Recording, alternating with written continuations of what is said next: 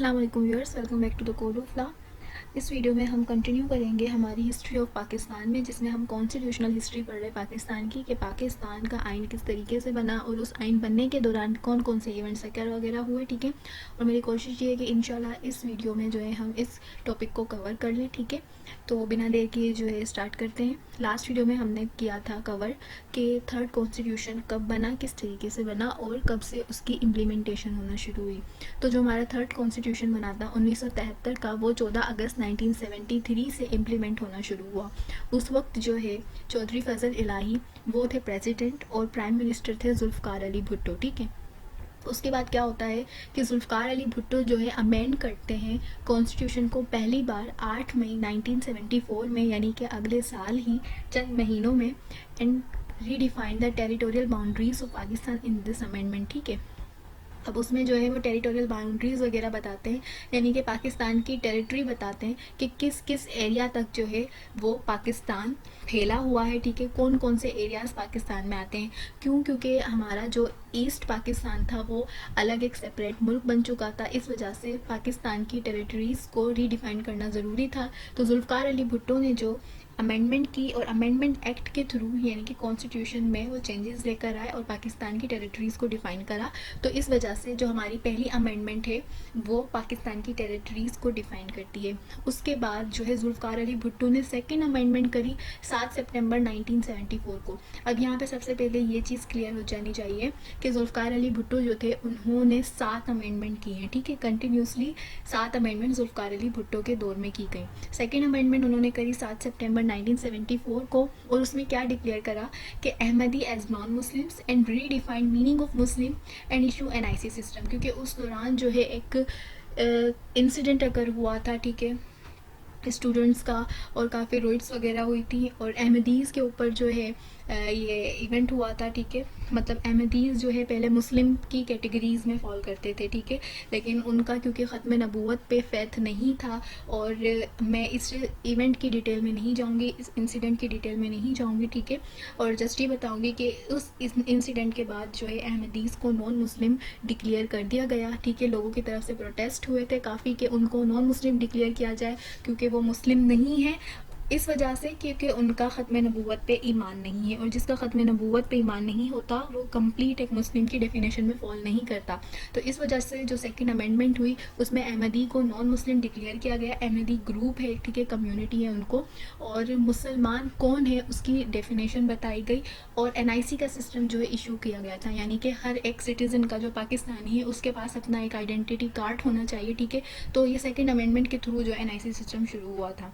उसके बाद third amendment करी जुल्फ़िकार अली भुट्टो ने, और एक्सटेंड करा period of detention from 1 to 3 month of offence against state. ठीक है, कोई भी ऐसे क्राइम जो स्टेट के अगेंस्ट होते थे, यानी कि कोई भी अगर मुल्क के साथ गद्दारी करता है, ठीक है, या कोई भी ऐसी चीज़ वगैरह करता है जो मुल्क के ख़िलाफ़ आती है, ठीक है, तो इस तरह की कैटेगरी के कोई भी अगर क्राइम होते हैं और उसमें अगर किसी पर्सन को डिटेन किया जाता है, तो उसमें डिटेंशन का पीरियड उन्होंने एक्सटेंड करवाया था कि 1 महीने तक की डिटेंशन नहीं होगी, जस्ट 3 महीने तक आप उस पर्सन को डिटेन करके रख सकते हो। ठीक है, कस्टडी में रख सकते हैं। तो ये जो तीसरी अमेंडमेंट हुई थी ये एक्सटेंड करने के लिए हुई थी डिटेंशन का टाइम पीरियड, और ये 18 फरवरी 1975 को हुई। ठीक है, उसके बाद जो है जुल्फ़िकार अली भुट्टो चौथी अमेंडमेंट करते हैं, और वो करते हैं 21 नवंबर 1975 को। ठीक है, और इस अमेंडमेंट के ज़रिए वो क्या करते हैं, माइनॉरिटीज़ की सीट्स को इंक्रीज़ करते हैं असेंबली में। ठीक है, नेशनल असेंबली में जो माइनॉरिटीज़ हैं, ठीक है, जो नॉन मुस्लिम्स कैटेगरीज़ हैं, नॉन मुस्लिम सिटीजन्स हैं, उनकी सीट्स इंक्रीज़ करते हैं,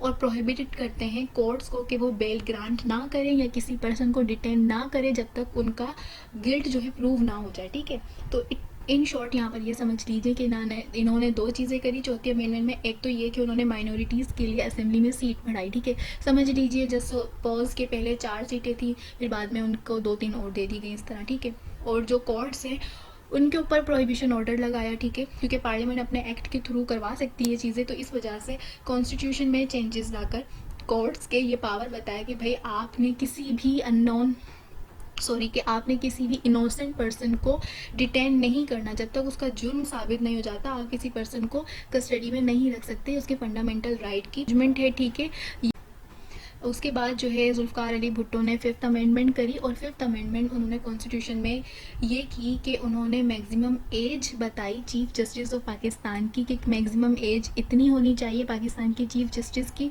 उन्होंने इम्पोज करा टैक्स सेल और परचेज़ के ऊपर कि यहाँ पर अब पाकिस्तान में जो भी इम्पोर्ट एंड एक्सपोर्ट का काम होगा, ठीक है, जो भी कंज्यूमर बिजनेस वगैरह होंगे, इन सब के ऊपर टैक्स लगेगा, ठीक है।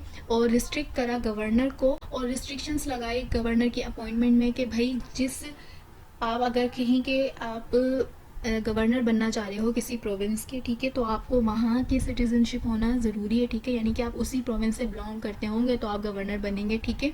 और वो इस अमेंडमेंट में उन्होंने एक और ये काम भी करा कि सेपरेट हाई कोर्ट बनाई बलूचिस्तान और सिंध के लिए, ठीक है। 5th अमेंडमेंट से पहले एक कॉमन हाई कोर्ट हुआ करती थी, यानी कि एक ही हाई कोर्ट थी बलूचिस्तान और सिंध प्रोविंस के लिए। उसके बाद क्योंकि केसेस की तादाद ज़्यादा होती जा रही थी, वर्कलोड बहुत ज़्यादा था, ठीक है, तो इस वजह से जुल्फ़िकार अली भुट्टो ने थ्रू 5th अमेंडमेंट बलूचिस्तान की हाई कोर्ट अलग बनाई और सिंध प्रोविंस की हाई कोर्ट अलग बनाई 5 सितंबर 1976 को। उसके बाद जुल्फ़िकार अली भुट्टो एक बार फिर अमेंडमेंट करते हैं 6th अमेंडमेंट और वो रिटायरिंग एज बताते हैं चीफ जस्टिस ऑफ पाकिस्तान की कि भाई 65 ईयर्स का जब चीफ जस्टिस ऑफ पाकिस्तान हो जाएंगे तो वो उनकी रिटायरमेंट का पीरियड है, ठीक है। और हाई कोर्ट के लिए बताया कि जब हाई कोर्ट के चीफ जस्टिस 62 ईयर्स तक पहुंच जाएंगे तो वो उनकी रिटायरमेंट का पीरियड आ जाएगा, ठीक है। और ये उन्होंने 22 दिसंबर 1976 को दी 6th अमेंडमेंट। उसके बाद जुल्फ़िकार अली भुट्टो अपनी लास्ट अमेंडमेंट करवाते हैं, ठीक है। 7th अमेंडमेंट उन्होंने करी थी और लास्ट अमेंडमेंट में वो by holding referendum method to choose the prime minister और president by securing vote of confidence from Pakistan, ठीक है। अब इसमें सिंपली उन्होंने रेफरेंडम का मेथड इंट्रोड्यूस करवाया था कि भाई आप रेफरेंडम के जरिए जो है प्राइम मिनिस्टर और प्रेसिडेंट को भी चूज़ करवा सकते हैं, यानी कि आप पाकिस्तान की आवाम से जो है सवाल पूछेंगे डायरेक्ट और जितने वोट पाकिस्तान की आवाम से लोगों को मिलेंगे वही पर्सन जो है as a prime minister as a president appoint हो जाएगा, ठीक है। वोट ऑफ कॉन्फिडेंस यानी कि आवाम किसके हक में है, आवाम से फैसला करवाया जाएगा। तो ये रेफरेंडम का मेथड जो है जुल्फ़िकार अली भुट्टो ने अपना इंट्रोड्यूस करवाया था 7th अमेंडमेंट के थ्रू 16 मई 1977 को, ठीक है। यहाँ पर जुल्फ़िकार अली भुट्टो का पीरियड अब ख़त्म होने को आता है। उसके बाद क्या होता है कि अब 21 अप्रैल 1977 को, ठीक है, 16 मई 1977 को उन्होंने 7th अमेंडमेंट करवाई। उसके बाद 21 अप्रैल 1977 को जुल्फ़िकार अली भुट्टो क्या करते हैं, मार्शल लॉ लगा देते हैं हैदराबाद, कराची और लाहौर पे, ठीक है। कुछ क्योंकि पॉलिटिकल और सिविल डिसऑर्डर हो जाता है। वो पॉलिटिकल और सिविल डिसऑर्डर जो है मतलब जितनी और दूसरी पार्टीज़ थी और कम्युनिटीज़ के दरमियान में हो रहा होता है, काफ़ी रोड्स जो है हो रही होती हैं, मतलब सिंधी और महाजिर और इनके दरमियान जो है झगड़े वगैरह चल रहे होते हैं, ठीक है। सिविल डिसऑर्डर होता है और पॉलिटिकल टेंशन भी होती है, अपोजिट पार्टीज़ जो हैं वो भी काफ़ी सारी स्ट्राइक्स वगैरह कर रही होती हैं। तो इन सारी चीज़ों से बचने के लिए जुल्फ़िकार अली भुट्टो क्या करते हैं, 3rd मार्शल लॉ लगा देते हैं 21 अप्रैल 1977 को, ठीक है। अब उन्होंने मार्शल लॉ लगा दिया।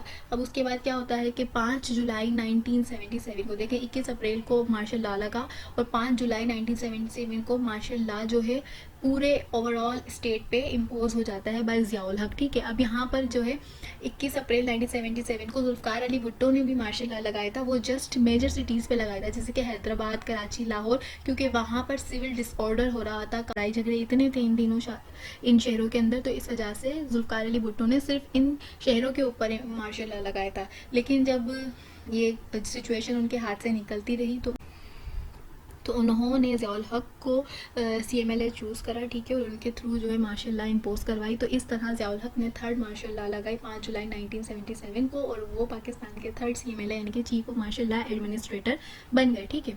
अब उसके बाद क्या होता है उसके बाद क्या होता है कि ज़ियाउल हक 8वीं अमेंडमेंट करते हैं। ज़ियाउल हक क्या करते हैं कि भाई वो विदाउट इलेक्टेड पार्लियामेंट, ठीक है। अब यहाँ पर क्योंकि हमेशा अमेंडमेंट कॉन्स्टिट्यूशन में किस तरह की जाती है, मेजॉरिटी ऑफ वोट से की जाती है, पार्लियामेंट में पेश किया जाता है, ठीक है। और लोगों के अगर मेजॉरिटी में वोट्स आते हैं यानी कि मेंबर्स असेंबली के वो वोट देते हैं तो ही वो बिल पास होता है, अमेंडमेंट की जाती है, ठीक है। लेकिन क्योंकि उस वक्त पार्लियामेंट थी ही नहीं, ठीक, कॉन्स्टिट्यूशन जो है सस्पेंड कर दिया गया था, तो अब कोई इलेक्टेड पार्लियामेंट नहीं थी, फिर भी ज़ियाउल हक ने जो है अमेंडमेंट करवाई कॉन्स्टिट्यूशन के अंदर, पास बाय मिलिट्री गवर्नमेंट, क्योंकि उस वक्त मिलिट्री की गवर्नमेंट थी, उनके थ्रू जो है उन्होंने करवाई और अपने आप को एम्पावर करवाया कि वो डिसॉल्व कर सकते हैं असेंबली को, यानी कि एक बहुत ही अहम आर्टिकल जिसके बदौलत आगे बहुत सारी असेंबलियाँ डिसॉल्व हुई हैं और सब ने जो है पावर को बहुत ज़्यादा इंजॉय किया है, वो है आर्टिकल 58(2)B, ठीक है। आर्टिकल 58(2)B जो है वो उन्होंने ऐड करवाया एक्ट अमेंडमेंट के थ्रू कि भाई प्रेसिडेंट के पास ये पावर है कि वो क्या कर सकता है, असेंबली को डिसॉल्व कर सकता है अगर प्राइम मिनिस्टर के ख़िलाफ़ में वोट ऑफ नो कॉन्फिडेंस आ जाता है, ठीक है, या फिर मुल्क में फेडरेशन में मेंटेनेंस नहीं हो पाती लॉ एंड ऑर्डर की, तो इन दोनों केसेस की सूरत में आर्टिकल 58(2)B के अंडर प्रेसिडेंट के पास ये पावर है कि वो डिसॉल्व कर सकता है असेंबली को, यानी कि उस वक्त का जो पीएम होगा उसकी गवर्नमेंट को ख़त्म कर सकता है। ये पावर ज़ियाउल हक ने अपने आप को एक्ट अमेंडमेंट के थ्रू दिलवाया, ठीक है। और उसके बाद क्या होता है, वो जुल्फ़िकार अली भुट्टो को अरेस्ट करवा लेते हैं, ठीक है, और दूसरी काफ़ी सारे जो उनके पार्टी के सपोर्टर्स वगैरह हैं और काफ़ी उनके जो सपोर्टर्स हैं उनको भी वो जो अरेस्ट करवा देते हैं ज़ियाउल हक। तो जो बेगम नुसरत भुट्टो हैं, जो वाइफ हैं जुल्फ़िकार अली भुट्टो की, वो फाइल करती हैं सूट अगेंस्ट ज़ियाउल हक, ठीक है, जो कि एक और हमारा कॉन्स्टिट्यूशन का लीडिंग केस है, लॉ गेट में लाजमी आता है ये, ठीक है। लेकिन क्या है कि सुप्रीम कोर्ट जो है एक्शन ऑफ ज़िया को under doctrine of necessity valid करार दे देती है। एक बार फिर हमारी सुप्रीम कोर्ट जो कि इंडिपेंडेंट हम कहते हैं कि जुडिशरी है, वो फिर एक बार मार्शल लॉ के हक़ में फ़ैसला देती हैं कि ये जो ज़ियाउल हक ने मार्शल लॉ लगाया है वो अंडर डॉक्ट्राइन ऑफ नेसेसिटी है, यानी कि इस वक्त मुल्क में मेंटेनेंस की ज़रूरत है लॉ एंड ऑर्डर की, और क्योंकि गवर्नमेंट इस चीज़ को मेंटेन करने में फ़ेल हो चुकी है, इस वजह से मार्शल लॉ लगाना ज़रूरी था, ठीक है। उसके बाद क्या होता है कि 4 अप्रैल 1979 को भुट्टो जो है उनको चार्ज ऑफ मर्डर के अंडर हैंग करवा दिया जाता है। चार्ज में जो जुल्फ़िकार अली भुट्टो को फांसी दे दी जाती है 4 अप्रैल 1979 को जुल्फ़िकार अली भुट्टो को फांसी हो गई। उसके बाद तमाम जितनी पॉलिटिकल पार्टीज़ हैं, ज़ियाउल हक उन तमाम पॉलिटिकल पार्टीज़ को बैन करवा देते हैं 1979 में। उसके बाद जो है ज़ियाउल हक क्या करते हैं कि एक फेडरल काउंसिल बनाते हैं 24 दिसंबर 1981 को, ठीक है, और उस काउंसिल के थ्रू वो फिर क्या करवाते हैं, रेफरेंडम रखवाते हैं, जो कि जुल्फ़िकार अली भुट्टो ने ही इंट्रोड्यूस करवाया था कि आप आवाम के कॉन्फिडेंस के थ्रू अपने आप को प्रेसिडेंट या प्राइम मिनिस्टर इलेक्ट करवा सकते हो। तो वो रेफरेंडम हेल्ड करते हैं 19 दिसंबर 1984 को, और वो आवाम का वोट ऑफ कॉन्फिडेंस सिक्योर करते हैं और पाकिस्तान के as a elected president through referendum अपने आप को चूज़ करवा लेते हैं, ठीक है। अब इसके बाद क्या हुआ कि भाई ज़ियाउल हक जो है वो पाकिस्तान के प्रेसिडेंट बन गए, ठीक है।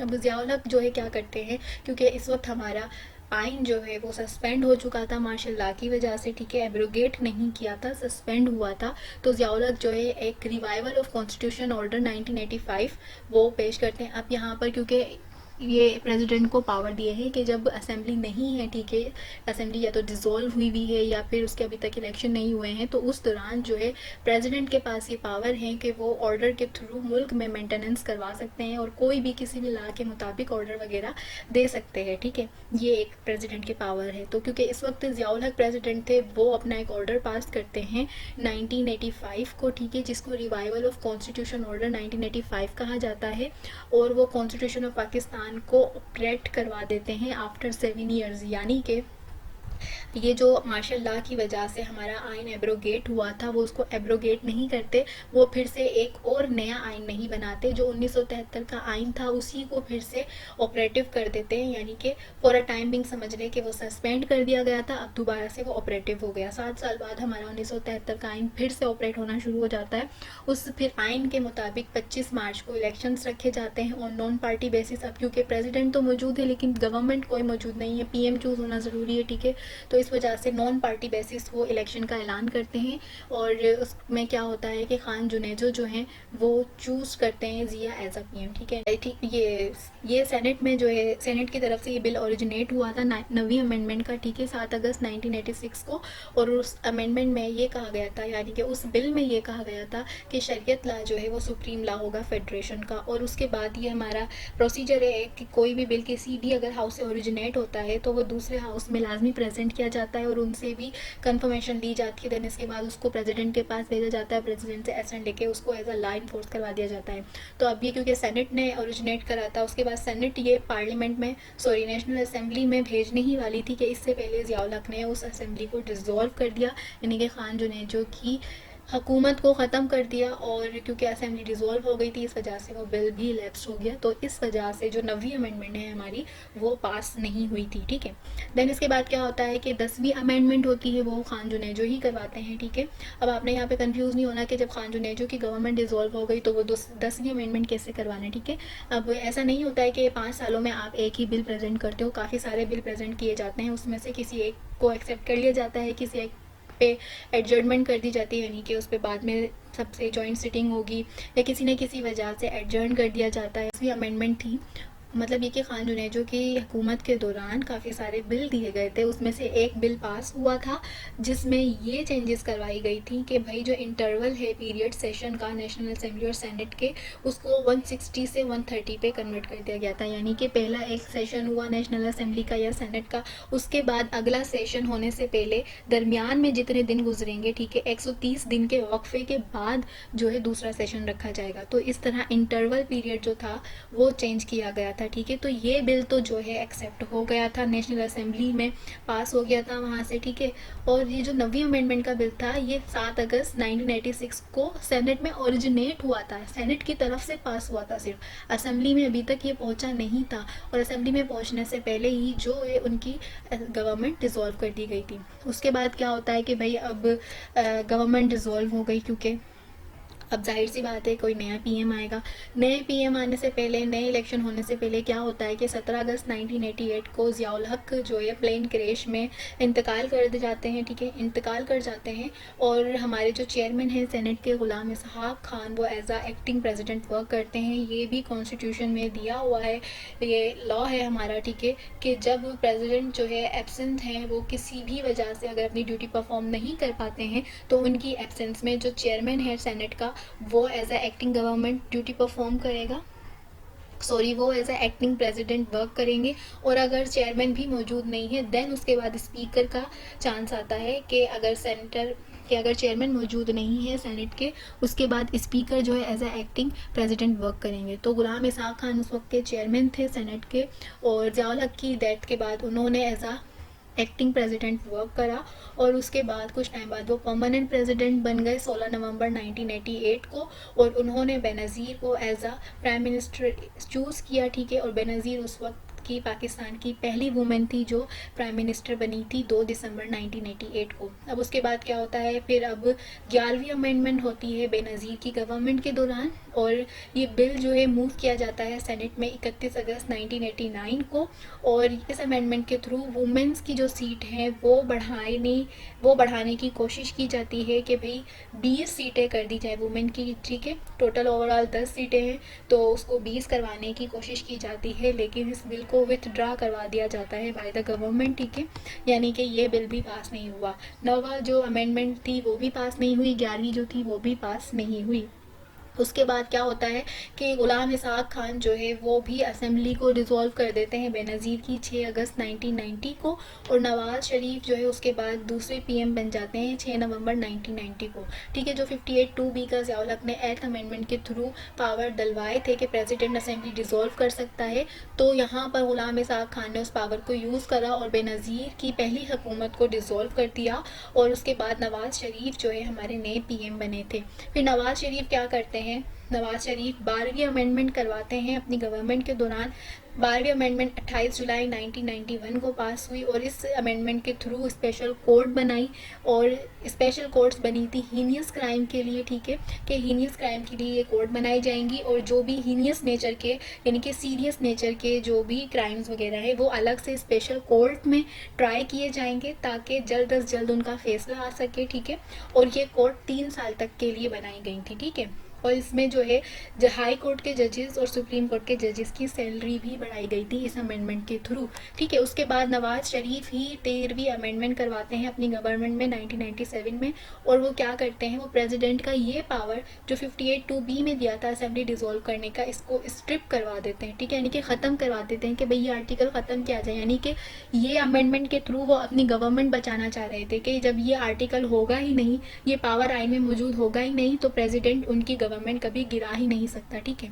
तो अब उसके बाद क्या होता है, ये उन्होंने 13 अमेंडमेंट के थ्रू 58(2)B का आर्टिकल ख़त्म करवा दिया। उसके बाद नवाज़ शरीफ क्या करते हैं, 14th अमेंडमेंट जो है वो करवाते हैं, और वो इस अमेंडमेंट के थ्रू लिमिटेशंस जो है इम्पोज कर देते हैं लेजिस्लेचर्स के ऊपर कि वो ना तो बोलेंगे और ना ही वोट देंगे अगेंस्ट देयर पार्टी, ठीक है, ना ही वो कोलेशन करेंगे अदर पार्टीज़ के दौरान, ठीक है। यानी कि अगर कोई भी मेंबर है असेंबली का, ठीक है, वो अगर अपनी पार्टी के ख़िलाफ़ बात करता है या अपनी पार्टी के अगेंस्ट में वोट देता है, ठीक है, तो उसको जो है पार्टी से निकाल दिया जाएगा, ठीक है।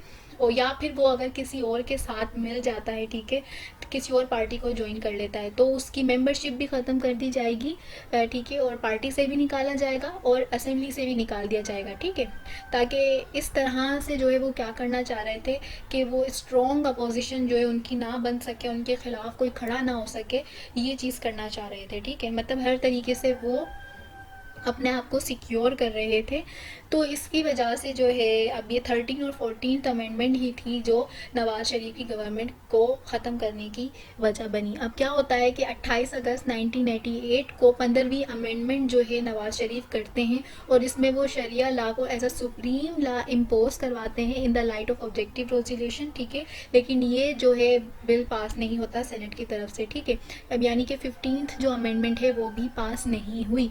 उसके बाद क्या होता है कि नवाज़ शरीफ जो है 16वीं अमेंडमेंट भी करवाते हैं, और इसमें वो क्या करते हैं, सर्विसेज ऑफ माइनॉरिटीज़ का जो पीरियड है वो इंक्रीज़ करवा देते हैं 40 साल तक का। यानी कि पहले जो माइनॉरिटीज़ हैं और वो जो पाकिस्तान की सर्विसेज में होंगे, यानी कि किसी भी पोस्ट पर होंगे, पाकिस्तान को सर्व कर रहे होंगे, तो वो 20 साल का पीरियड था। इसलिए इस अमेंडमेंट जो है, इस अमेंडमेंट के थ्रू वो क्या करते हैं, 20 साल से 40 साल तक का पीरियड उनकी सर्विस का कर देते हैं। 5 अगस्त 1999 को ये 16वीं अमेंडमेंट पास की गई थी।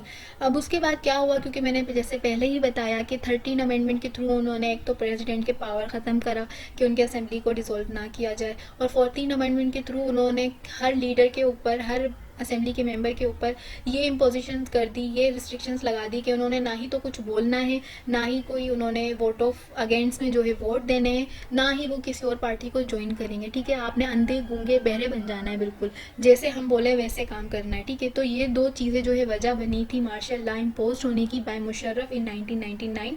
अब 12 अक्टूबर 1999 को मुशर्रफ ने मार्शल लॉ इम्पोज कर दिया था कि इस वजह से कि भाई इनके पावर के ऊपर, प्राइम मिनिस्टर के ऊपर कोई चेक एंड बैलेंस ही नहीं है, तो इस वजह से मार्शल लॉ लगा दिया गया था, ठीक है। अब यहाँ पे चौथा मार्शल लॉ लगा। उसके बाद क्या होता है कि 15 अक्टूबर को मुशर्रफ जो है सस्पेंड कर देते हैं कॉन्स्टिट्यूशन, ठीक है, और हमारी जो स्टेट है उसमें एमरजेंसी डिक्लेयर कर देते हैं कि भाई मुल्क में वो एमरजेंसी लगा दी, ठीक है। और हमारा जो आइन है 1973 का उसको सस्पेंड कर दिया जाता है, और वो खुद जो है चीफ एग्जीक्यूटिव का ऑफिस अज्यूम कर लेते हैं, यानी ठीक है, वो इस वक्त जो है CMLA नहीं बनते, ठीक है, प्राइम मिनिस्टर नहीं बनते, प्रेसिडेंट नहीं बनते, वो एज अ बस चीफ एग्जीक्यूटिव वर्क करते हैं, ठीक है। अब मार्शल लॉ जो इम्पोज करा मुशर्रफ ने, वो सुप्रीम कोर्ट उसको एक बार फिर वैलिड करार देती है अंडर ओनली फॉर 3 ईयर्स, ठीक है। अब ये तीसरी बार जो है हमारी सुप्रीम कोर्ट ने ये फैसला दिया कि भाई ये जो मार्शल लॉ लगी है ये बिल्कुल ठीक लगी है, लेकिन इसकी वैलिडेशन का पीरियड वो सिर्फ 3 साल कहते हैं कि ये मार्शल लॉ सिर्फ 3 साल तक वैलिड रहेगा, इसके बाद आपने मुल्क में डेमोक्रेसी लेकर आनी है, इलेक्शन करवाने हैं, ठीक है। अब क्या होता है, मुशर्रफ अब क्योंकि 3 साल गुजरने वाले हैं, उनका जो चीफ एग्जीक्यूटिव का ऑफिस है वो खो देंगे, तो इससे पहले वो रेफरेंडम हेल्ड करते हैं 20 जून 2001 को, और अपने आप को पाकिस्तान का प्रेसिडेंट बना लेते हैं, और साथ में जो उनका ओहदा था चीफ ऑफ आर्मी स्टाफ का वो भी अज्यूम करके रखते हैं, ठीक है। यानी कि एट अ टाइम वो दो ऑफिस होल्ड कर रहे थे जो कि इनवैलिड है, आप कोई और प्रॉफिट जो है वो नहीं ले सकते, ठीक है। अगर आप पाकिस्तान के प्रेसिडेंट हो, प्राइम मिनिस्टर हो, या नेशनल असेंबली में हो, या आप अगर किसी और अथॉरिटी में आ रहे हो, तो आपने एक टाइम पे दो प्रॉफिट वगैरह गेन नहीं करने, ठीक है। लेकिन इस टाइम पे मुशर्रफ पाकिस्तान के प्रेसिडेंट भी बने और चीफ ऑफ आर्मी स्टाफ भी रहे। अब उसके बाद क्या होता है कि इलेक्शन होते हैं फिर 12 अक्टूबर 2002 को, और मुशर्रफ जो है ज़फ़रुल्लाह खान जमाली को प्राइम मिनिस्टर चूज़ करते हैं। अब यहाँ पे ज़फ़रुल्लाह खान जमाली की गवर्नमेंट आ गई, ठीक है। अब उसके बाद क्या होता है कि अगस्त में मुशर्रफ जो है लीगल फ्रेमवर्क ऑर्डर देते हैं 2002 का, पास करते हैं, ठीक है, LFO 2002 जिसको हम जिसके नाम से जानते हैं।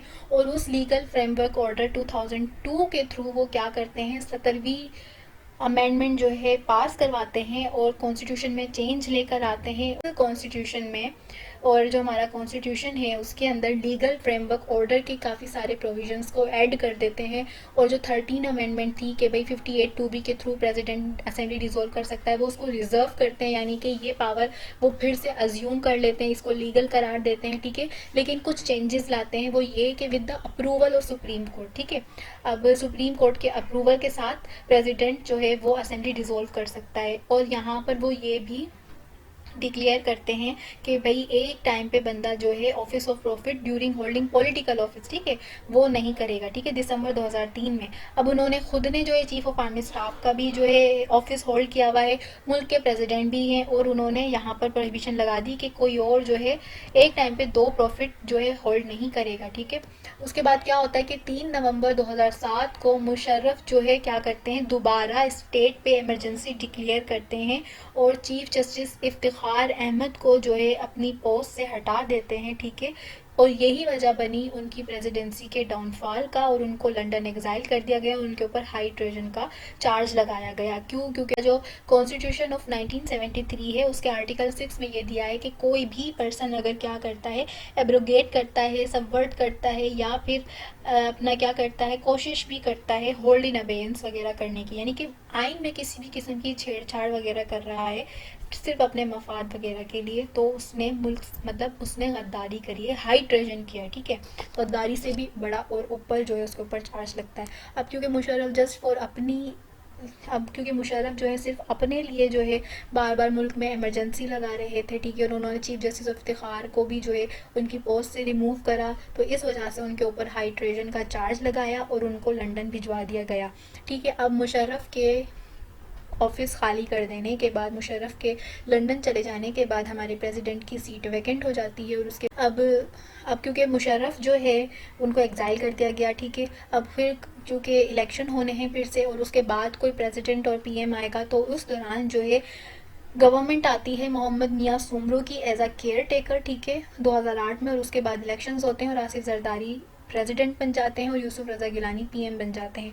अब 18वीं जो है अमेंडमेंट पास होती है यूसुफ रज़ा गिलानी के दौर में, और यूसुफ रज़ा गिलानी क्या करते हैं, पावर्स को फिर से ख़त्म करते हैं असेंबली डिसॉल्व करने के 58(2)B को, ठीक है। और यहाँ पर वो जो है चेंज भी करते हैं, नाम खैबर पख्तूनख्वा रख देते हैं। पहले NWFP था, नॉर्थ वेस्ट फ्रंटियर प्रोविंस नाम था, उसको चेंज करके खैबर पख्तूनख्वा नाम रख दिया जाता है। लेजिस्लेटिव और फाइनेंशियल ऑटोनोमियस प्रोविंसेस को दी जाती है, ठीक है, यानी कि प्रोविंसेस को ऑटोनॉमी दी जाती है, खुद मुख्तारी दी जाती है कि वो फाइनेंशियल मैटर्स पे, ठीक है, खुद लेजिस्लेट कर सकते हैं, ठीक है। उनकी फाइनेंशियल उनको ऑटोनॉमी दी जाती है, लेजिस्लेशन की उनको ऑटोनॉमी दी जाती है, ठीक है। और सबसे अहम ये कि प्रेसिडेंट के पावर फिर से ले लिए जाते हैं असेंबली डिसॉल्व करने के, ठीक है। तो ये जो है बिल पास होता है 8 अप्रैल 2010 को, और उसके बाद जो है सेनेट में भेजा जाता है। सेनेट इसको 15 अप्रैल 2010 में पास करती है। सेनेट से पास होने के बाद ये आसिफ अली जरदारी जो कि प्रेसिडेंट थे उनके पास भेजा जाता है, और वो इसको अपना एसेंट दे देते हैं 19 अप्रैल 2010 को। तो इस तरह 18वीं हमारी जो तरमीम है, अमेंडमेंट है, वो पास हो जाती है, जो कि बहुत ही ज़्यादा प्रोमिनेंट, हाईलाइटेड और इम्पोर्टेंट अमेंडमेंट है, ठीक है। इसके बाद क्या होता है, एक और 29 उसके बाद क्या होता है, 19th अमेंडमेंट पास होती है 2011 में under the same government of Yusuf Raza Gilani Asif Zardari. और इसमें क्या होता है कि पावर दिए जाते हैं प्रेसिडेंट को कि वो जुडिशियल कमीशन का मेंबर जो है चूज़ करें चीफ जस्टिस ऑफ पाकिस्तान की रिकमेंडेशन पे, ठीक है। और लकी मरवत और टैंक डिस्ट्रिक्ट को ऐड कर दिया जाता है फाटा में, यानी कि फेडरल जो हमारे ट्राइबल एरियाज़ वगैरह हैं उनमें लकी मरवत और टैंक जो डिस्ट्रिक्ट है उसको जो है ऐड कर दिया जाता है फाटा में। और इस्लामाबाद हाई कोर्ट जो है नाम रख दिया जाता है इस्लामाबाद की हाई कोर्ट का चेंज करके। और प्राइम मिनिस्टर को भी जजेस की सिलेक्शन के प्रोसेस में ऐड किया जाता है, और जस्ट इतना ऐड किया जाता है कि कमीशन जो है हमारी वो प्राइम मिनिस्टर को रेफ़र करेगी रिसिप्ट नामों की, और प्राइम मिनिस्टर ने जस्ट प्रेसिडेंट को भेज देनी है, आगे काम प्रेसिडेंट का है सेम वही, ठीक है। तो उसके बाद जो हमारी 19वीं जो तरमीम थी उसमें ये सारी चेंजेस लेकर आई जाती हैं कॉन्स्टिट्यूशन में, ठीक है। उसके बाद हमारी 20th अमेंडमेंट पास की जाती है और सेम गवर्नमेंट जो है पास करती है, और इसमें जो है क्या होता है कि केयर टेकर पीएम और सीएम जो है चूज़ किए जाते हैं और इस अमेंडमेंट में ये कहा जाता है कि भाई केयर टेकर पीएम चूज़ किया जाएगा और सीएम चूज़ किए जाएंगे, यानी कि प्राइम मिनिस्टर और चीफ मिनिस्टर जो है 8 मेंबर की कमेटी बनाई जाएगी, ठीक है। एक कमेटी होगी वो चूज़ करेगी, ठीक है, या फिर इलेक्शन कमीशन जो है वो चूज़ करेगी केयर टेकर पीएम को या सीएम को, ठीक है। 20वीं तरमीम में ये दिया जाता है, 20वीं तरमीम में ये दिया जाता है। उसके बाद 21वीं अमेंडमेंट की जाती है और ये उस दौरान जो है हमारा टेन्योर पूरा हो चुका होता है आसिफ अली जरदारी का, ठीक है।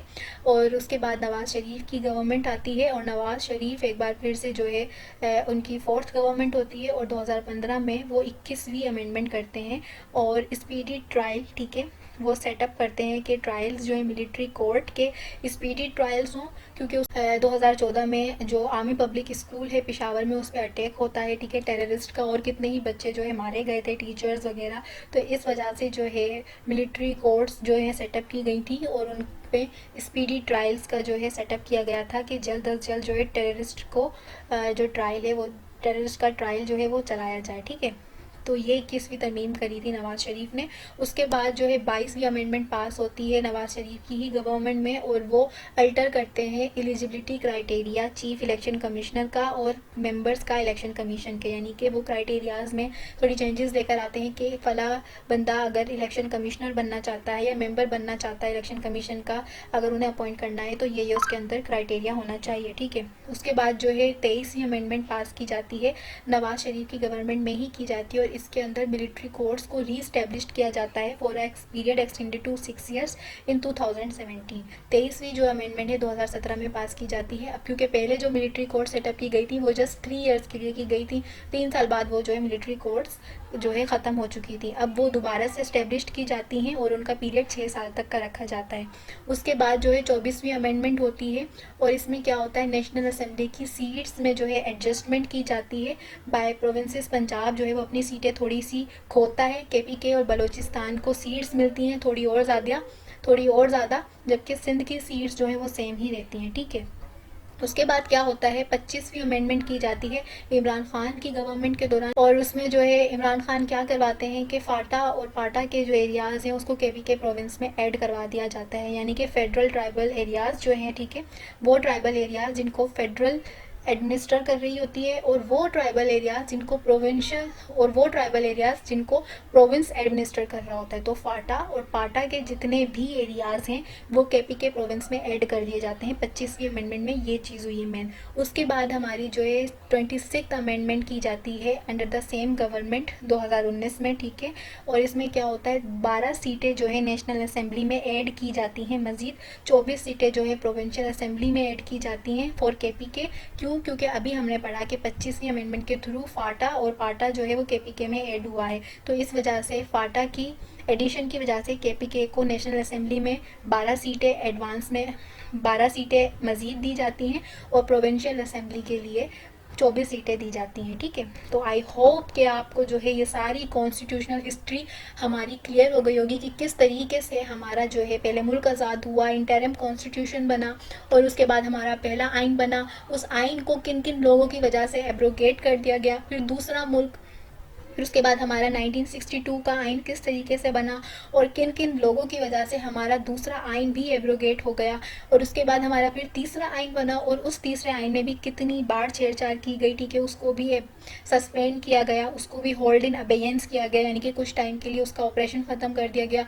उसके बाद हमारे मुल्क में इमरजेंसी भी डिक्लेयर हुई जिसकी वजह से कॉन्स्टिट्यूशन को 2-3 बार सस्पेंड किया गया, ठीक है। देन उसके बाद हमारे इस कॉन्स्टिट्यूशन में, ठीक है, 1973 के अब तक 26 अमेंडमेंट जो है की जा चुकी हैं, ठीक है, 26 अमेंडमेंट की हैं और इन अमेंडमेंट्स के साथ जो है अब तक हमारे 1973 का आइन कंटिन्यू है।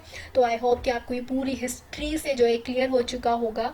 कोशिश थी कि कॉन्स्टिट्यूशनल हिस्ट्री के थ्रू जो है मैं पाकिस्तान की हिस्ट्री आपको क्लियर करवाऊँ कि जब आपको आइन की हिस्ट्री पता होगी कि किस किस तरीके से आइन हमारा बना है, तो इस ही के दौरान जो है मीन बाइल आपको सारी जो गवर्नमेंट्स आई हैं किसने क्या रोल प्ले करा वो भी क्लियर हो जाएगा, ठीक है। तो उम्मीद है कि ये आपके बहुत काम आएगा। इंशाल्लाह मिलते हैं नेक्स्ट वीडियो में किसी और अच्छी इन्फॉर्मेशन के साथ, जब तक के लिए अल्लाह हाफिज़।